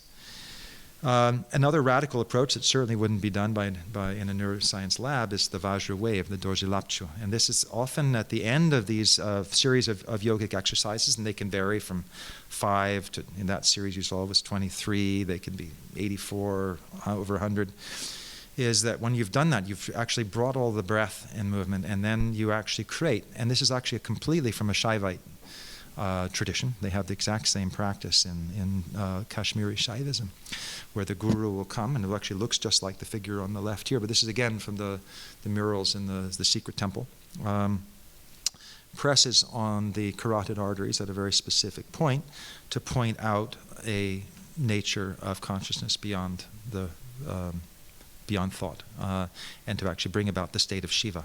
So the same way we talk about Buddha being a state of awakening and having nothing ultimately to do with the historical Buddha is very, very important because Buddhists tend to be sort of see things only from their point of view. Oh, well, Hinduism, it's all about a god. It's about Shiva, worshiping Shiva. Well, this is a very, very late medieval kind of, you could say, popularization of the idea of Shiva. Shiva literally means beatitude. It's bliss. Shiva, the state of Shiva, is a state of absolute transcendence and rapture. And when we look at the early Shiva Sutras from around the 11th century, the same time that the Dzogchen texts were being produced in Tibet, Shiva Sutras have passages that are exactly the same as in the pith instructions of the Dzogchen Menagde, of the quintessential instructions. They say, resting between the state of acceptance and rejection, rest in the natural state of the mind and experience Shiva. Shiva meaning not God, not having a vision of some deity sitting on top of Mount Kailash. It was about experiencing the state of rapture, state of bliss. And the state of Shiva, in this case, with Bhairava, so the wrathful state of, so you'll see these pictures of the wrathful state of Shiva grimacing, and the wrathful deities were all sort of, in some ways, derived from that in the Tantric Buddhist tradition. But within the tradition, if you ask within it, those are not wrathful. It's really the wrong word. They're actually, it represents intensification, the intensification of consciousness. So the idea of the grimace, the idea of, it's an orgasmic state, and that's what it's meant to represent. So I was criticized very heavily by a Shaivite master in India once. He said, can't call it, it's not wrathful. So it's about just sheer intensity, and how can you represent that except with bulging eyes and everything kind of flaming. So it's sort of these beautiful, when you get to the inside of the tradition, it starts to illuminate what's happening on the other side. But here you see this is a living tradition, and it's a way in which this state could be this pulsation, and the reason it's called a Vajra wave is essentially what you're doing, at least in my theory, in this practice, is you do a very specific kind of breathing technique, and all first the breath is held in very specific ways, and then when you either the teacher applies it or you apply it yourself, you've blocked the blood flow on the side arteries, and it actually therefore increases the flow of blood. And this is from a brain surgeon who confirmed this through the other cervical artery in the back. So you're increasing the blood through the amygdala, essentially. So you've actually stimulated the fight and flight response, which is the panic response, where we know either we run or we fight. And so by staying in an absolute state of stillness, and you do it with a meditation belt because you could pass out, you stay. So basically you've found this middle way, in a rather dynamic expression of the middle way, between fight and flight, you discover bliss. And the pulse is first terrifying because you think you're going to die, you think you're going to pass out. And when it resolves, the mind has expanded into a whole nother level, and then that stabilizes, and you rest within that nature that it's a pointing out instruction, if you will, of a state of consciousness that goes within a very short cycle from terror to bliss, eros to thanatos, which in a sense is the polarity in which Tantric Buddhism is expressed. So in the latest of the great Buddhist tantras, you have, I'm sorry, I've really gone over. Are we okay? Are you all right? Okay, I'll try to speed up if I... All right, you all right? Okay. Yeah, that's true. Okay. So the Kala Chakra Tantra was the latest of the great sort of Buddhist tantras to appear. And as you can see here in this wonderful manuscript, it's really about recognizing that the universe and our bodies are one, that our bodies are in a sense the interface between consciousness and the universe. And we use our bodies. We don't actually try to just transcend them. We don't try to just ignore them. We don't try to sort of just get by with them or get on with them. We actually totally activate them. And that's what all this is about. So this teaching of the whispered lineage is the secret breath of the Dakinis. This is what Milarepa said in the 11th century.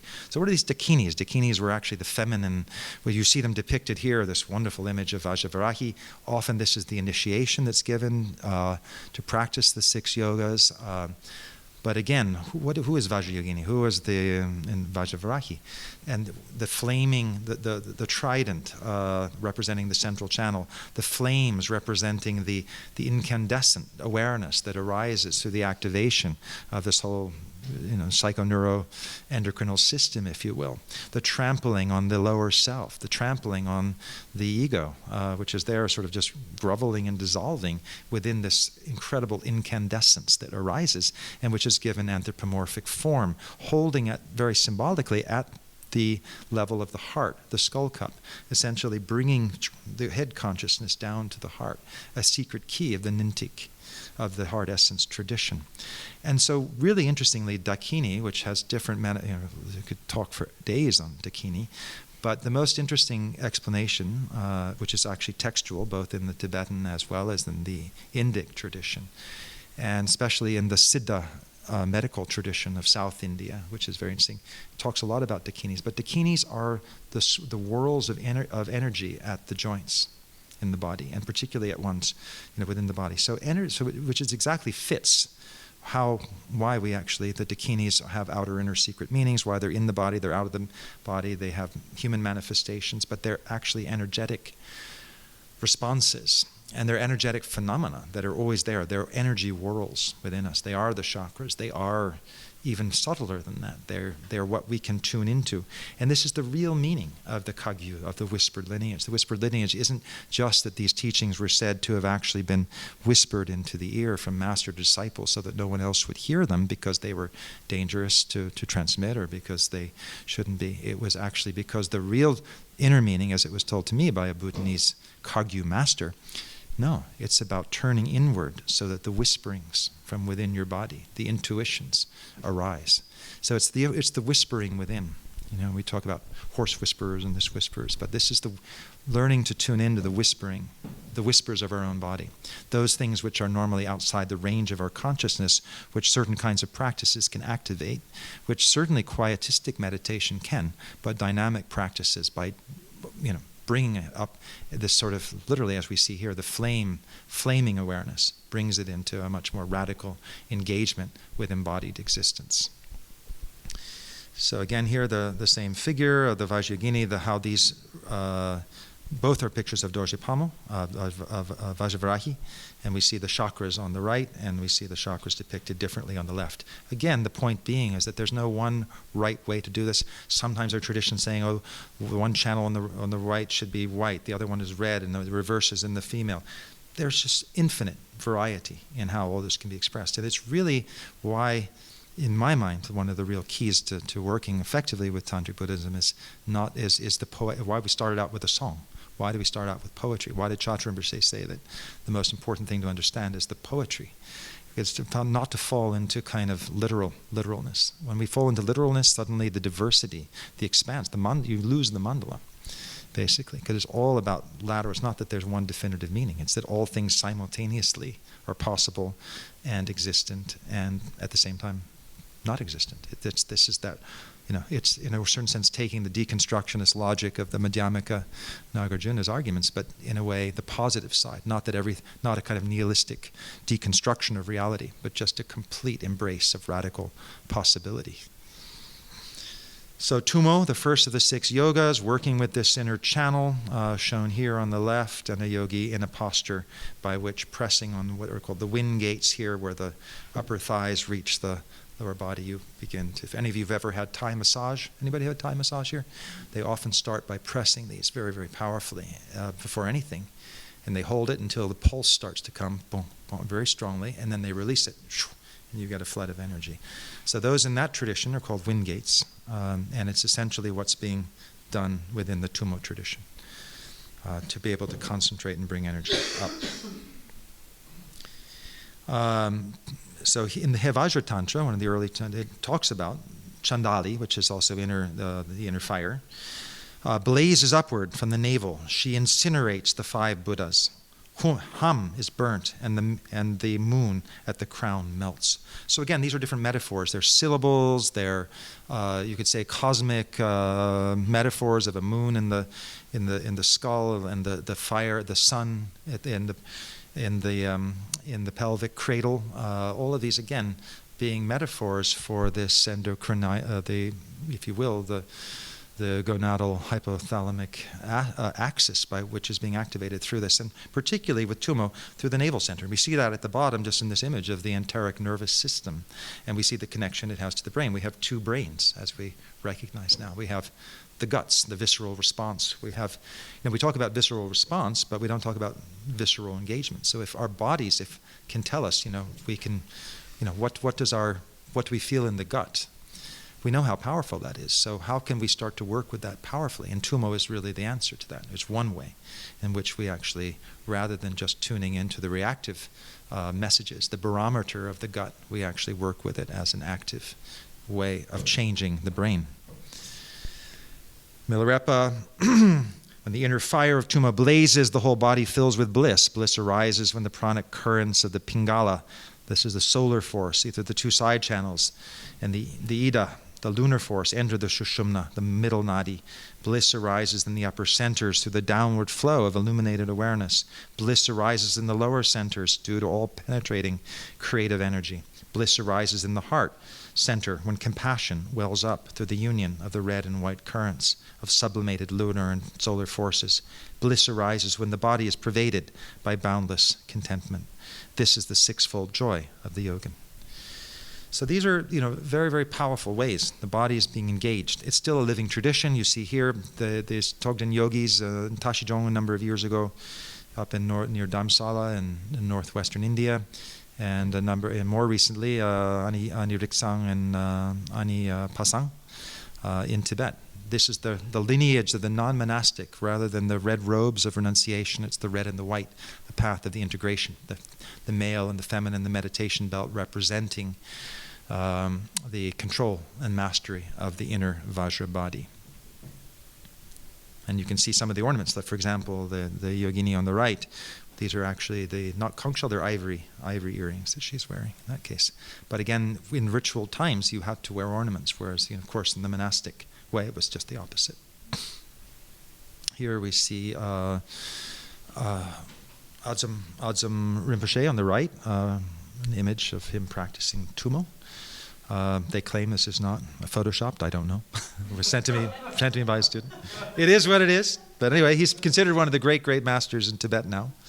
Then the yogis from Tashijong below, historical image. There were different postures. For the classic one was like this, pressing into the wind gates, and the other one, which Milarepa adopted later on in his life, was the position of the stove, which you see which is what they're demonstrating here. And you could do that with a meditation belt to hold it more easily, and then with the arms resting on top of the knees.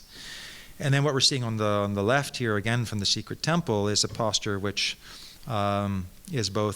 is representing several of these 6 yogas together. We have the fire of the Tummo.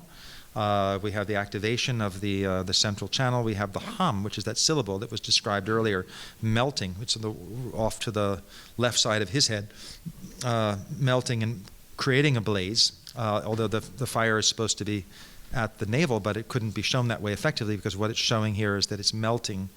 The fire is shown above because the heat comes up symbolically, the bliss, to melt that syllable representing primordial state, which is then represented above his head as the the primordial sound, and then that turns into the rainbow light that leads to a paradisical realm of the Buddha above. So this is turning yourself into a Buddha and bypassing the bardo, meaning the intermediary realm between one existence and another, which is shown off to the left and the right both. So this is how the 6 yogas are essentially the bardo bypass, so that by the time of death you don't enter into this intermediate realm but immediately attain enlightenment. So within the 6 yogas, there was a second one which was an enhancement practice of the first. So how Tummo, which was basically cultivating this inner heat, this inner fire and this bliss, could be actually stimulated even further through sexual yogic practices. Of course, great controversy from, Victorian period onward. Were these things actually, as the Victorians thought, were just complete degenerations of Buddhism? Were they, as later apologists within the tradition tried to say, oh, it's symbolic, it's, all the iconography of Tibetan Buddhism, which monks are exposed to on the walls of their monasteries, is supposed to keep them from actually having sexual thoughts? It's completely illogical.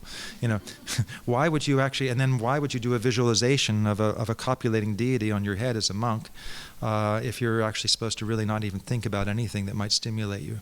So, there's some sort of odd inconsistencies, you could say, within the tradition, and yet at the same time you can say it's a very sophisticated form of sublimation. Which is true. And all these practices of the Buddhist Tantras were adapted to work within a celibate monastic context. But they were also practiced by lay practitioners in which they were literally acted, because obviously sexuality is a very strong and powerful force. And in a way it becomes a meditation, a yoga of desire. And you recognize, and then where is it that the desire suddenly becomes bliss? Is it in, and so there's a lot that, within the tradition. Is it in the orgasmic moment, or is it the sublimation of the orgasm into the state of infinite expansion that can arise, in which consciousness, in a sense, becomes unbounded through not seeking release? So very, very powerful dialectics within the tradition. And you can see here on the right, and it's a very wonderful image of the fire coming out from the yogin and the yogini's body, sort of representing that intensification of the inner heat.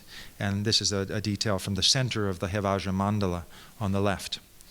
And I have one very, very highly revered, well-known Lama, the Tibetan Lama from the world today, who was at Mindraling monastery in Tibet.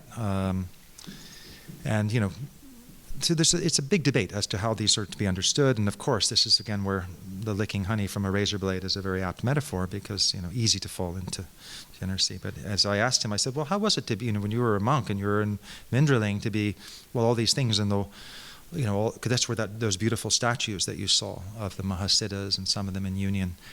And he said, oh, well, we were studying the Guhya the Guhya Garbha Tantra. The Guhya Garbha Tantra is the secret womb. He said, if you study that Tantra, there's no way you can be a monk. So, interestingly, of course, he's not a monk. But he said, it's... But I said, but weren't you a monk then, and did you not give it up? He said, yeah, but it's the same as because he's now in America. He said, yeah, you wear a school uniform when you're in school, but when you graduate, you don't wear your school uniform. He said, it's a period of training. But it was very clear that, for him, that the Guhya Garbha and that the inner tantras were really, in that sense, again, he's a more radical view, but since we're sort of somewhat expressing radical views, he said all monks are hypocrites. But again, he's a highly, highly revered, highly trained Lama. But they tell you these things sometimes in private. So that's probably things I shouldn't tell. Anyway, but we see obviously examples both in statuary and in paintings, wall paintings of the karma mudra practice. That's karma mudra. It's about action, or Dror Lamas, it's called, the path of union. And it's about recognizing the non-duality of self and other. Extraordinarily powerful methods, because in a certain sense it's a depersonalization process. It's not about intensifying, you could say, nothing romantic ideally about it, but pure energy. And so it can go terribly wrong sometimes when there's misunderstanding, when there's expectation. So again, why it was very understandably kept as a very secret tradition. But I mention it only because it is part of the tradition, but sensibly kept secret, but because it's not secret, because the iconography sort of advertises it. So it's complicated. But all of it, of course, is leading to that state of clear light. And that's what we see here in the image on the right. And the Dombi Haruka, it's the moving through space. Again, it's not that they're literally flying through the sky, but it's just in a sense that the state of transcendence and the clear light, the luminosity that arises, that can arise when passions are transformed into compassion, and when compassion becomes a state of just inner brilliance. And this is the luminosity of being, which is the third of the 6 yogas. And this inner luminosity experienced cellularly within the body. We know now, even in science, bioluminescence. In a way, it's tuning into those experiences of bioluminescence to the state where actually dark retreats are conducted, in which that bioluminescence actually comes out very vividly, and people literally can start to see in the dark. Extraordinary phenomena where suddenly the mind shifts, and you're not in the body's in you. So these because it's all about changing the way we experience, change the way we see. And when we talk about changing the way we see, this is really what these practices are about. It's about, here we see a very beautiful example of a kind of window into the heart. It's the awakened heart. This is from a Bunpo Dzogchen Nintik practice. It's at the heart essence of the great perfection. And as the teachings always say, the channels that connect the heart and the eyes are what you're opening. It's the Kati crystal channel. And then these pure forms, the Tigle, the Bindu, what we talked about as possibly being, in this sense, the energetic visual expression of the bioluminescence of hormones, if you will. Who knows? But this is an early text that's sort of seeming to indicate the link of opening the heart, the expansion of the heart, and how does that transform into the projected vision of our own essential being. So a very powerful manuscript, that one. And this is about transcending the wheel of cyclic existence. For those of you who did see the exhibition at the Wellcome Trust, if you've ever been to Tibetan monasteries, there's often or even in shops, you'll see wheels of life where you see all the 6 realms that you might fall into if you don't behave well. In the center, there's a rooster and a pig and a snake representing the forces of ignorance, greed, and aggression that keep us cycling within a state of perpetual discontent and lack of satisfaction.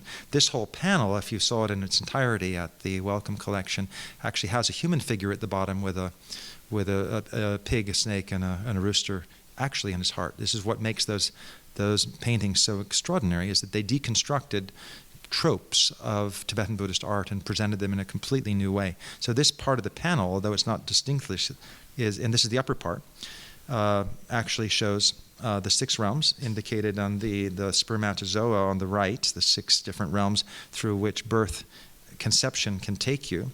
And it can take you to death, which is on the left, the dismemberment. And on the right, you see a yogi up in the clouds, having opted out of cyclic existence by not coming down into that couple who's making love below, not allowing his namshe, his consciousness to, he's basically, heading for the upper lights, you could say, rather than the other figure with the head that you see kind of entering into the body, the couple below. That's the figure who just really didn't have the presence of mind to stay out of the cycle. So all of those things are shown in very kind of ritualized ways in the typical Wheel of Life, but they're sort of wonderfully presented in the Lukang, as was everything art, because it just was complete departure from tradition and showing things in new and novel ways. We're almost done. So again, the whole way in which these practices, this image, as the Dalai Lama himself said, kind of condenses all the 6 yogas into one. So the heat, the yoga of inner fire, the yoga of the clear light, the yoga of the transference of consciousness, and also the dream yoga, because in a way, the dream yoga and the transference of consciousness have similar techniques. You can actually then project rather than just working with dreams in the way we think of with lucid dreaming, some of the dream techniques are actually about visiting different Buddha fields, different kind of parallel dimensions during the dream state. At least that's how His Holiness the Dalai Lama explained this particular vision. And then you see on the upper right, this is a figure sitting there on his leopard skin, contemplating that sphere. That's the realm not of the Buddha, not of awakening, but of the Bardo, with these rather wrathful and slightly these are kind of what they call the flesh-eating dakinis, the ones who really gamble with your life, as Trungpa refers. So the dakini, this principle that can either be the whirls of energy within the joints in the body, or it can be external figures that can manifest in human form, or the meditational supports. The dakini is literally in Tibetan the khandro, the sky goer, but it's also this nature of within ourselves. I think the best definition for dakini, I thought, was from the poet Rilke, who basically was talking about angels, and he said, angels are those who break us out of who we think we are. And it's a sort of beautiful idea of the whole idea of the yidam, of the Ishtadevata, of the meditational deity. We don't just try to meditate and kind of get free of our ideas of the constellations of thoughts and emotions that define our existence. We actually break ourselves radically out of who we think we are by becoming, a 16-armed deity with heads in all directions forward, where the whole sense of time-space changes radically. All of this is about dissolving boundaries. So if you actually look, another great Lama who referred to the 6 yogas, he said, well, Tummo, he said, really is about dissolving all of the energies in the central channel. The same process is happening if you're doing consort practice properly. It's all about dissolving the energies in the central channel, transcending the self through arising, in a sense, as pure energy. And the same process is happening at the time of the dissolution of the elements at the time of death. So basically, he said, it's the same practice. Whether you're doing Tummo, whether you're making love, or whether you're dying, it really comes down to the same thing, which I thought was sort of wonderful. But again, here, different representations. Again, sort of this idea of where does the illumination take place? We tend to think of our crown chakras, or everything kind of in the brain, but it's really this illumination of the heart that's so important. And here on the left is actually, again, showing in a contemporary sense the neurons in the heart cells that are obviously as important as what's happening in our brains. And so this is about transcending our relationship to the world. It's about visions. It's about, here, again, an example from the Secret Temple of the landscape between the yogi looking out towards the rainbow body and these other kind of primordial forms manifesting in the sky, which are often similar to what you see in some of the earliest cave art, for example. These are entoptic phenomena. They're things that actually appear when we start to tune into our bodies, not just to the whispered energies occurring within our enteric cells, but actually when we turn into the vision, this intermediary state of vision that's happening within the vitreous humor of the eyes. We actually tune in to white blood cells circulating through retinal capillaries, and we begin to see swirls of light. We begin to see squiggles, just like you see here, and then those become, in themselves, a basis to elaborate upon, to become very, very sophisticated forms of meditation. But it's all arising. These are, in a certain sense, the body turned inside out. The skull cup represents that. So do these visions. It's about turning inward and then seeing it projected into the world. And in the meantime, what happens between is that the rock begins to dissolve, as you can see there, into pure energy. So another, I think, almost a Mahasiddha of the Western tradition, of the English tradition, William Blake, the great poet, in one of his poems called The Mental Traveler, he has one sort of throwaway line, which I just think says everything, that the eye altering alters all. So if that's said rather than read, is it the eye? Is it vision? And you see that beautifully in this detail from this quizzical yogin looking at his own vision, reflectively reflecting back at him, seeing in non-dual. Non-dual, what we see is what's seeing us. Who's where? It's all, again, goes back to that first song of Kabir. Everything is in me. I'm in everything, and I'm nothing, and I'm all. It's this state of radical deconstruction that's also simultaneously expansion. It's the radically, you could say, expressive side of emptiness, rather than you could say, the deconstructionist side. Everything has its, just like we know in contemporary physics. If we try to look at what emptiness means, it's, there's particle and wave. If we can focus on the particle aspect or the energetic wave. So the nintik, the heart essence, is really about awakening the heart. It's about living from the heart. And so I would argue that that's really, it's pretty unlikely that even if all of us decided to go into permanent retreat until the end of our lives, that would we attain the rainbow body? I don't know. But statistically not probable. But we can live from the heart much more than we do. And so when we see images of the Buddha dissolving into rainbow light, it's not happening from his crown chakra, it's happening from the heart. Where is it that material reality, as we tend to fixate on it, fix it with our judgments, with our defining attitudes, where does that all begin to dissolve and become efflorescence? Where does it become white light in its full spectrum? From the heart. So just sort of ending again with the Mahasiddhas, these are these great sisters, the elder severed-headed sister and the younger severed-headed sister. And they are sort of renowned because actually, in this image, is they still have their heads on. But actually what happened when they presented to their guru the state of their realization, they just took their heads off. But it sort of says it all. It's like, really the approach is that. It's about just getting out of our heads. And even, as you can see, the one on the right is holding her head in her hand, even though she isn't shown, just kind of to make it a little bit more attractive. She still has a very nice smiling head on because, of course, it's still there. But the point is that she, with that flaying knife in her right hand, has basically reoriented herself into the heart. And in a certain sense, that's conveyed by the other sister on the right, with the sword actually piercing right through the central channel. It's about bringing about connectedness. It's not about the head versus the heart. It's about bringing them into a radical conjunction. So I sort of end with this, another sort of from the Zen tradition, Basho, who was a great poet and a great wanderer and a great adept. In his book, The Narrow Road to the Deep North, said, "Do not seek to follow in the footsteps of the wise, but seek what they sought." And I would argue that that's that integration of the head and the heart and the enteric nervous system, about basically inner, outer, secret, all radically at one. So end with there. Thank you.